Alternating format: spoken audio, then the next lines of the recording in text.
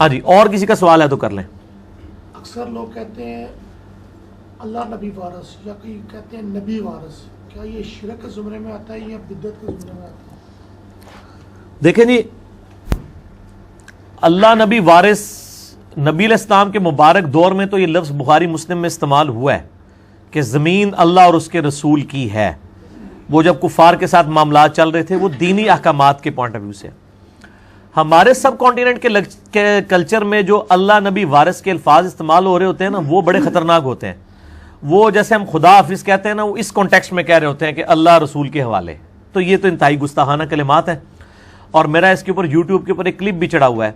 کیا نبی صلی اللہ علیہ وآلہ وسلم دنیا میں رزق تقسیم کرتے ہیں؟ رپلائی ٹو امام احمد بریلوی.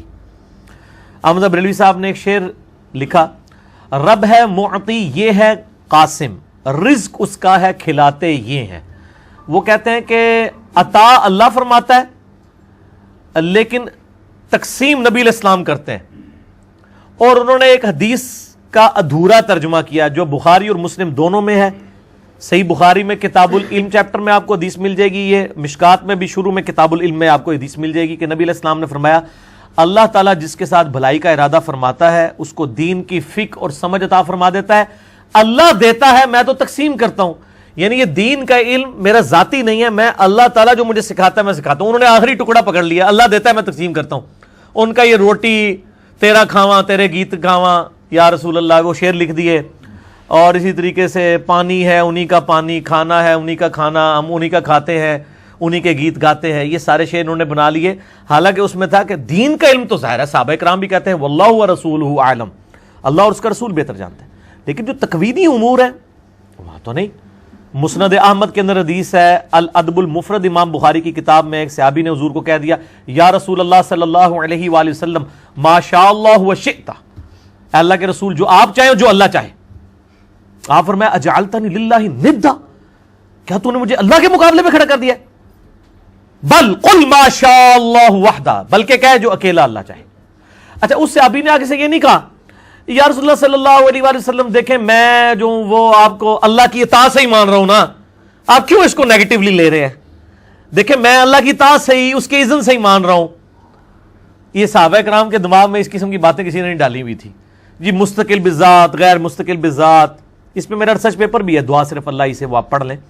اور دعا صرف اللہ ہی سے میرا لیکچر بھی ہے توحید کے اوپر، مسئلہ نمبر 3، اس میں میں نے یہ سب کچھ لکھا ہے. تو ان کے دماغ میں تو یہ وہم بھی نہیں آیا کہ یہ والا معاملہ. تو اس سے پتہ چلا تکوینی امور جو تقدیر سے تعلق رکھتے ہیں اس میں آپ صرف کہیں گے جو اللہ چاہے. الحمدللہ امت یہی کہتی ہے، ہم ماشاءاللہ و رسول تو نہیں کہتے، ماشاءاللہ ہی کہتے ہیں، انشاءاللہ ہی کہتے ہیں، انشاءاللہ و رسول تو نہیں کہتے. اللہ نبی وارث جو یہ یعنی لکھا ہوا ہے گاڑیوں کے پیچھے، یہ بالکل غلط ہے. اور یہ نبی علیہ السلام اگر آج دنیا میں موجود ہوں تو ان کے اوپر سخت عتاب فرمائیں. آپ اسی طریقے سے ابو داؤد اور ابن ماجہ میں، بلکہ ترمذی میں بھی حدیث موجود ہے، اور اس میں شریک القاضی مدلس ہیں لیکن سما کی تصریح سنن کبریٰ البیہقی کے اندر موجود ہے کہ ایک صحابی نے نبی علیہ السلام کو سجدہ کیا، آپ نے فرمایا سر اٹھا، یہ کیا کر رہا ہے؟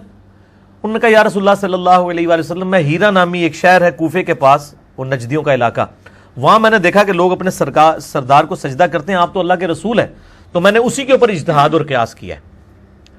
صحابی کا بھی قیاس اور اجتہاد غلط ہو سکتا ہے اگر کتاب و سنت سے ٹکرائے. اس نے کہا نا وہ اپنے سردار کو کہتے ہیں آپ تو ہمارے واقعی سردار بھی ہیں. آپ فرمایا اگر میں سجدہ جب میں فوت ہو جاؤں گا، جب تم میری قبر سے گزرو گے قبر پہ بھی سجدہ کرو گے؟ کہا یا رسول اللہ نہیں. فرمایا پھر مجھے کیوں کر رہے ہو؟ اگر میں سجدہ جائز سمجھتا تو بیویوں سے کہتا کہ اپنے خامدوں کو سجدہ کریں اس حق کے سبب جو اللہ نے ان کو دیا ہے. یہ آخری حصہ ہی مشہور ہے، پہلے پورا توحید والا مسئلہ گم ہی کر دیا انہوں نے تاکہ کسی کے کوئی عقیدے کی اصلاح نہ ہو جائے. تو نبی علیہ السلام اس معاملے میں احتیاط کرتے تھے.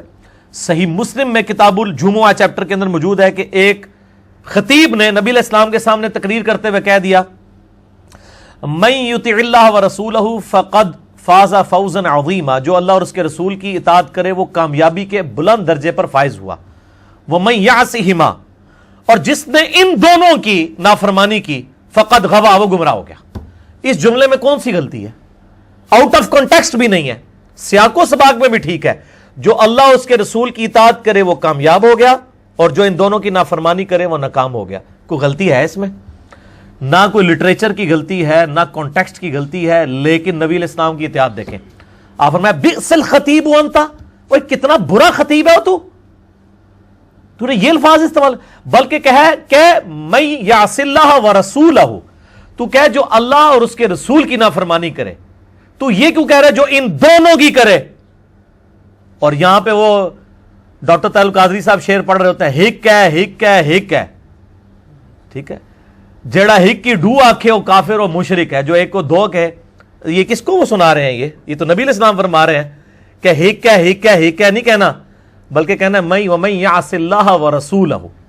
اور ابو داؤد میں یہ حدیث آگے بھی چلتی ہے، اس میں آپ علیہ السلام کے الفاظ ہیں، اس میں تو آپ فرمایا بئس الخطیب انت، صحیح مسلم میں، اس میں آپ نے فرمایا قم اذهب، اٹھ اور ادھر سے دفع ہو جا میری مجلس سے، آپ وانک لعلی خلق عظیم ہے، لیکن یہاں آپ نے برداشت نہیں کیا توحید کے اوپر حملہ، کیونکہ امام الواحدین بھی تو ہے نا۔ اگر آپ علیہ السلام نے یہ احتیاطیں نہ کی ہوتی تو عیسیٰ علیہ السلام کو جس طرح آج پوجا جا رہا ہے نا، ابو بکر عمر عثمان و علی رضی اللہ عنہم اجمعین بھی نبی علیہ السلام کو پوج رہے ہوتے اگر نبی علیہ السلام نے یہ تعلیمات اتنی سخت نہ دی ہوتی۔ اسی لیے صحیح بخاری میں آتا ہے نبی علیہ السلام کی وفات کے اوپر جو پہلا خطبہ ہے حضرت ابو بکر کا، 3 آیات قرآن کی پڑھ دی ہیں انہوں نے۔ پہلا تو جملہ ہی آگے بولا ہے من کان یعبد محمدا فإن محمد قد مات، بھائی جو بھی تم میں سے محمد کی عبادت کرتا تھا تو جان لے کہ محمد صلی اللہ علیہ وآلہ وسلم کو موت آ چکی ہے، اور جو اللہ کی عبادت کرتا ہے وہ جان لے کہ اللہ زندہ ہے، ہمیشہ قائم رہنا۔ کتنا گستاخانہ جملہ ہے آج کی ڈاکٹرائن میں، حضور کی میت رکھی ہوئی ہے، حیات النبی نہیں پڑھا رہے، وہ وفات النبی پڑھا رہے ہیں، عقیدہ دے رہے ہیں، اور یہ انہوں نے اپنا ذاتی جملہ بولا ہے، یہ کہیں قرآن و حدیث میں جملہ نہیں آیا۔ جب یہ جملہ بولا پھر انہوں نے قرآن کی آیت پڑھی وما محمد الا رسول قد خلت من قبلہ الرسل افإن مات او قتل انقلبتم علی اعقابکم، دیکھو محمد تو نہیں صلی اللہ علیہ وآلہ وسلم مگر ایک رسول ہی، اگر یہ فوت ہو جائیں یا شہید کر دیے جائیں جنگ میں، یہ میں ترجمہ کر رہا ہوں، اللہ تعالیٰ نے یہ لفظ نہیں استعمال کیا، اللہ نے کہا اگر محمد مر جائیں یا قتل ہو جائیں کیا تم دین سے الٹے قدم پھر جاؤ گے؟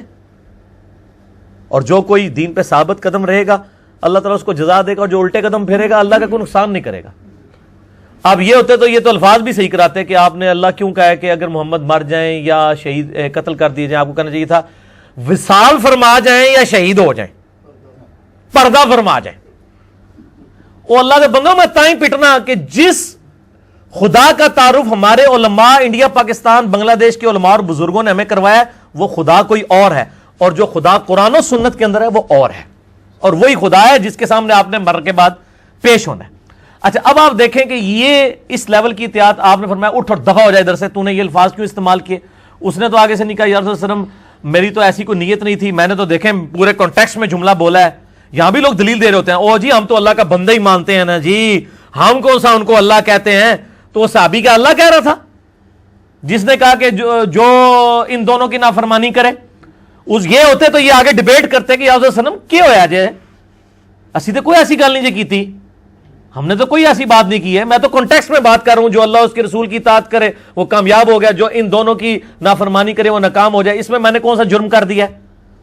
ان کے دماغ میں فطور نہیں تھے جو انڈیا پاکستان بنگلہ دیش افغانستان کے بزرگوں اور علماء نے ان کے دلوں کے اندر کوٹ کوٹ کے بھر دی ہیں، اور پھر وہ اللہ نبی وارث اور پتہ نہیں کیا کیا چیزیں ٹیکسیوں کے پیچھے بھی لکھی ہوئی ہوتی ہیں انہوں نے، اور جو کوئی سمجھا رہا ہوتا ہے اس کے اوپر یہ گستاخی کے فتوے لگا رہے ہوتے ہیں۔ تو شرم کریں، یعنی آپ کو پھر اس کے اوپر شعر سنا دیں گے، عشق دے چلے نمبر لے گئے عقل والے انجے ہی عمرہ گالیاں، کہ عشق کے جو پاگل ہیں وہی جیتیں گے، عقل والے تو رہ جائیں گے۔ قرآن تو بالکل الٹ بات کرتا ہے اس کے، قرآن تو کہتا ہے قل هل يستوي الذين لا يعلمون والذين هل يستوي الذين يعلمون والذين لا يعلمون انما يتذكر اولو الالباب۔ اے نبی علیہ السلام فرما دیجئے علم والے اور بغیر علم والے تو برابر نہیں ہو سکتے، نصیحت تو نہیں حاصل کرتے مگر عقل والے۔ تو اسی کہندے ہو عقل والے عمرہ گالیاں، اللہ کہندا ہے عقل والے ہی بندے تے پتر جائے۔ دیکھ لیں کتنی ڈیفرنٹ ڈاکٹرائن ہے۔ پھر آیا کہ انما یخشی اللہ من عبادہ العلماء، اللہ کی معرفت اور خشیت صرف اہل علم کو ہے۔ پھر نبی علیہ السلام کو کہا گیا ربی زدنی علما، اے نبی آپ بھی دعا کیجئے اللہ میرے علم میں اضافہ کر دے۔ آپ کو یہ نہیں کہا گیا کہ اے نبی دعا کیجئے کہ اللہ میرے عشق میں اضافہ کر دے، یہ تو دعا نہیں سکھائی گئی، ٹھیک ہے۔ علم کی بنیاد کے اوپر ہی جو محبت ہوگی وہی کارگر ہے، ورنہ وہ دجالیت ہی ہوگی، وہ آپ کی اپنی ڈاکٹرائن ہوگی۔ جس طرح یہودیوں کے بارے میں سورۃ البقرہ میں آیا، یہودی کہتے ہیں کہ جنت جو ہے نا وہ ہمارے لیے گارنٹیڈ ہے، اگر ہم جنت دوزخ میں گئے بھی گئے تو اللہ تعالیٰ تھوڑے دنوں کے لیے لوگوں کی آنکھوں میں دھول جھولنے کے لیے ہمیں ڈالے گا، پھر آسی جنت جانا ہے، جنت جیسی ہی جانا ہے، جو کچھ بھی ہے اے اللہ تیرے محبوب کی امت سے ہیں۔ یہ سیم چیزیں یہودی بھی کہتے تھے۔ سورہ بقرہ شروع میں کیوں رکھی گئی ہے قرآن کے؟ حالانکہ نازل تو جا کے مدینے میں ہوئی ہے، اس سے پہلے 2/3 قرآن نازل ہو چکا تھا، تاکہ بتایا جائے کہ تم سے پہلے بھی ایک لاڈلی امت تھی، 3 کتابیں اس میں آئیں، ہزاروں پیغمبر آئے بنی اسرائیل، تمہارے پاس تو ایک پیغمبر اور ایک کتاب آئی ہے نا، جن کے پاس 3 کتابیں اور ہزاروں پیغمبر آئے تھے نا، جب انہوں نے ہم سے روگردانی کی ہے، ہم نے ان کو ذلیل و خوار کر دیا قیامت تک کے لیے۔ ضربت علیہم الذلہ والمسکنہ، ذلت اور مسکنت ان کے اوپر طاری کر دی ہے۔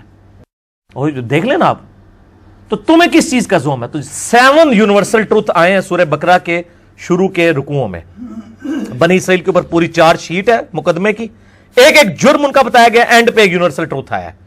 اور میری آپ قرآن لیکچر دیکھ لیں، میں نے وہ 7 کے 7 یونیورسل ٹروتھ جو ہے نا بیان کیے ہیں کہ یہ اللہ کے جنرل رولز ہیں، جسے فٹ اسے گفٹ۔ پھر اللہ نے نہیں دیکھنا یہ امت موسیٰ ہے یا امت عیسیٰ ہے یا امت محمد ہے صلی اللہ علیہ وآلہ وسلم وعلیہم السلام اجمعین۔ پھر اللہ تعالیٰ جو ہے نا وہ اس کی عدل کی تلوار ننگی ہے، وہ کسی کا کوئی لحاظ نہیں کرتا۔ ٹھیک ہو گیا جی؟ ان ساری احادیث کی ڈیفینیشن تو یہ ہوا کہ یہ زمرہ جو ہے وہ شرک میں آتا ظاہر ہے جی، شرک میں لے جائے گا، کیوں نہیں؟ یہ تو کوئی بات ہی نہیں، جو آپ صلی اللہ علیہ وسلم خود فرما رہے ہیں اجعلتنی للہ ندا، کیا تو نے مجھے اللہ کے مقابلے پہ کھڑا کر دیا؟ بلکہ کہے جو اکیلا اللہ چاہے، تو شرک کے اندر رہ جاتا ہے۔ لیکن اب مسئلہ یہ ہے نا کہ شرک تو آپ کے انڈیا پاکستان کے علماء نے تو ختم کر دیا ہوا ہے، ہاں کتابوں میں ختم کیا ہوا ہے، تقریروں میں ختم کیا ہوا ہے، ویسے سب سے زیادہ ادھر ہی ہے۔ تو اس میں میرا مسئلہ نمبر 8 ہے، کیا کلمہ گو مسلمان بھی شرک کر سکتا ہے؟ اور مسئلہ نمبر 3 دعا صرف اللہ ہی سے، اور مسئلہ نمبر 43 وسیلہ اور توسل کے صحیح احکام و مسائل، جسے شوق ہو تو وہ دیکھیں، انشاءاللہ اس کو کلیئر ہو جائے گا۔